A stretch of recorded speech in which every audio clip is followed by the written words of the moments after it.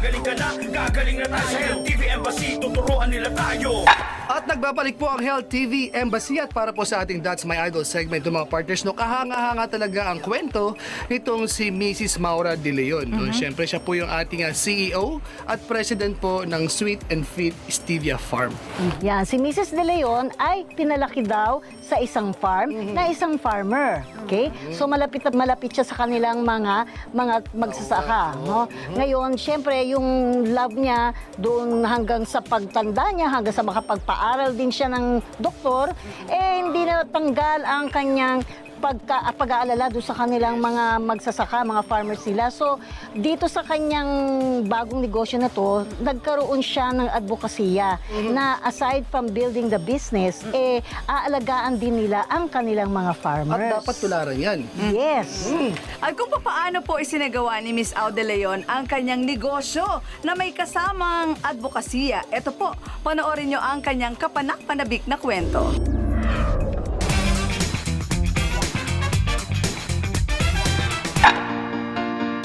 Habang may buhay, may pag-asa.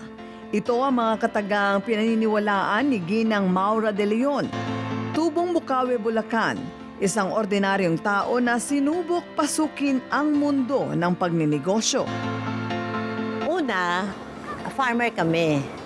Oo, so bilang anak ng farmer, talagang alam mo naman marunong magtanim. Graduate ako secretarial course. And then, nag-business ako at the age of 25. Nung una, embroidery, kasi ang Bulacan kilala yan sa embroidery. So, after ng embroidery, nagkaroon kami ng chemical business, nasunog naman yung warehouse. So, after nung masunog yung warehouse, start na naman ako ng business, yung mga home care products like dishwashing liquid, toilet bowl cleaner, lahat ng ginagamit sa bahay. Dumaan sa matinding pagsubok ang kabuhayan ni Ginang Maura. Ayon nga sa kasabihan, ang negosyo raw ay parang sugal. Maaari kang manalo o matalo dito.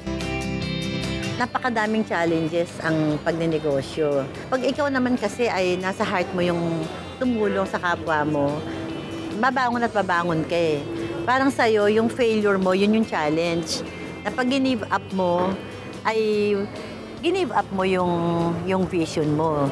The more kang nadadown, the more ka namang namomotivate na ipagpatuloy. Hindi naging hadlang kay Ginang Maura ang mga pagkabigo sa kanyang mga naunang negosyo. Tibay ng loob at lakas ng dibdib. Dito niya sinimulan mag-focus sa mga bagay na meron siya. At ito ay kanyang pinagyaman. Ito ay nang magsimula silang pamilya na magtanim ng stevia. May anak kasi ko nag-aaral ng medicine, so nabasa ko yung about diabetes, kung gaano karami yung diabetic na, gaano pa karami magiging diabetic. Parang naisip ko na ano kaya ang pwede kong gawin sa pagninegosyo para makatulong na hindi maging ganun kadami ang magiging diabetic in the future. Kaya yan, nung malaman ko yung sa stevia, dyan ako nagsimula. Ang stevia plant ay isang uri ng halaman na may likas na angking tamis, kaya ito ay nagagamit na alternatibo na asukal ng mga taga-Brazil at Paraguay. Ito ay ginagamit nila sa kanilang tsaa at sangkap din sa medisina. Dinala ito ng pamilya ni Ginang Maura sa Pilipinas. At ngayon, naparami na niya ang mga ito. Kaya nag-challenge ako na mag-try, mag-venture ng stevia farming. Ang maganda lang dahil farmer kami, kaya talagang yung passion ko sa farming ang nagamit. Hindi madali ang magtanim. Kailangan din ng tender loving care para sa mga halamang stevia. At dahil nais niyang mapalago at magbigay ng alternatibong pampatamis o sweetener sa mga produktong sariling atin, ito ang nagbigay kalakasan din sa kanya para makatulong sa pagpapalaganap ng magandang kalusugan. Meron akong regalong picture frame sa father ko na akala ko masaya siya. Yung time na down na ako dahil mahirap mag-grow ng stevia, sabi niya, anak, tingnan mo yung kwadro, tawag niya kwadro, hand painting yon. Sabi niya sa akin, ano daw nakikita ko? Sabi ko, magsasaka po, tsaka kalabaw. Sabi niya, hindi mo ba nakita? Mataba pa yung kalabaw kaysa magsasaka. Kaya anak, tulungan mo sila. So yun ang inspiration ko. At yun talaga nangyayari ngayon. Kaya naman malapit sa kanyang puso ang pagsasaka.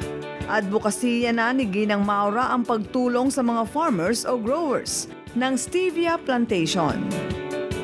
Madami ng mga farmers, tawag natin growers, nakapagtapos yung mga anak, maayos na yung kabuhayan nila, at sila ay proud na maging stevia grower.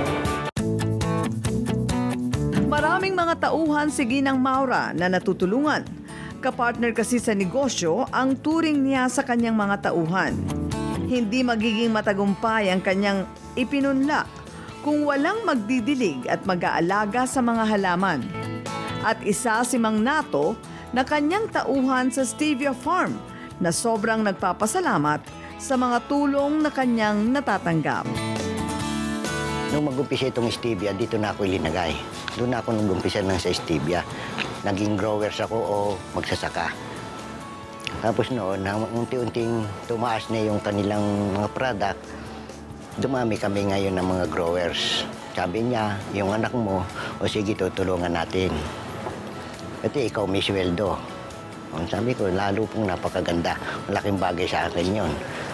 Kaya ang ginawa ko, pati nung panganay ko, kinuha rin nila.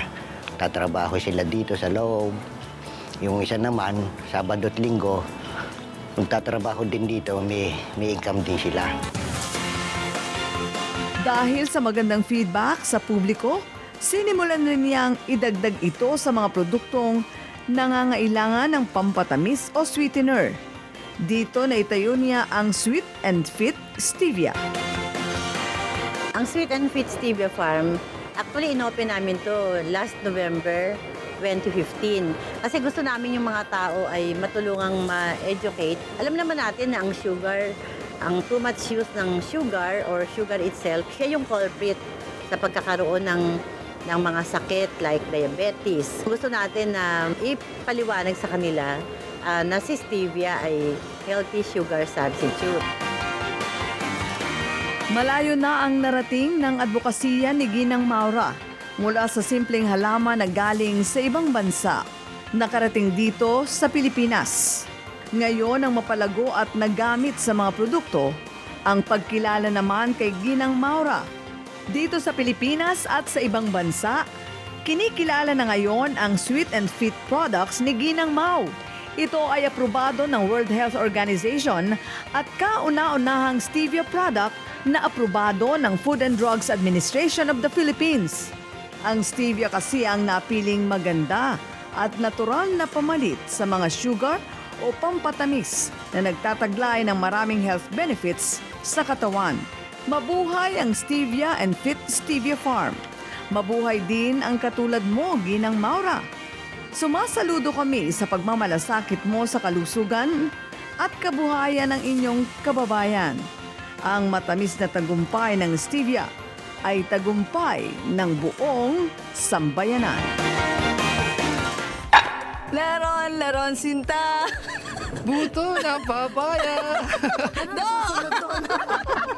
O ito nga, syempre. Nasa ba tayo? Nasa gitna tayo ng bukid. Farm. Oo. Ano nandiyan sa tabi mo, Doc? Ito ang nakahigang papaya. Papaya, no? Sa likod, kalamansi. Ayan. Yan. Tapos sa dako pa roon, mga Talong. talong and stevia. Stevia. Plants, diba? Yes. Kasi nandito po nga kami, dun mismo sa Stevia Farm nitong si Miss Maura Mau De Leon, De Leon. na siya nating feature sa That's My Idol segment. At saka napaka-interesting kayo. Nag-harvest po kami ng talong, ng kalamansi, ng mga saluyot. Napaka-fresh po mga ka-HTV natin dyan. Ang sarap ng hapunan natin mamaya. Yes, fresh na fresh. Laswa. Masarap yan. Sari-saring gulay yun, di ba? Doc? So nakakabilib si Mrs. Au. Yes, oo. Ito nakakabilib. Kasi tapos ng oras natin. Nako, sige. natapos na naman yung isang oras natin. Ayaw pa niya magtapos eh. Ayaw pa niya magtapos. Sige na, partner. Joke lang. Doc, sige, tapos na tayo. Natapos na naman isang oras na ating kwentuhan tungkol sa kalusugan Yes. at karagdagan ng mga kaalaman natin, lalo na yung ating mga ay yung mga balak ngayon nila Duterte na administration, which ka is dyan. Sa cholesterol. Oo, Yung Kill Bill. Yan, ang Kill Bill. Kill Bill. Oh. Gagawin daw nila yun, Doc. Yes, oo. So, mamadali na daw tayo. Kailangan tayo matapos. So, ito po ay inyong wellness diplomat, Dr. Delia Maceda. At samahan niyo po kami sa aming mga susunod po na episode. Ito po ay yung lingkod. Siyempre po dito po sa Tambayan po, bagong weekend wellness Tambayan po yan. Ay niyo pong lifestyle attaché Doc Harry Sacero. Ako naman po ang inyong health ambassador, Aida Gonzalez, na nagsasabing gusto namin gumaling ka, happy ka, mabuhay ka. And this is your complete health directory and your passport to your good health. Kaya sabay-sabay nating isigaw sa buong mundo.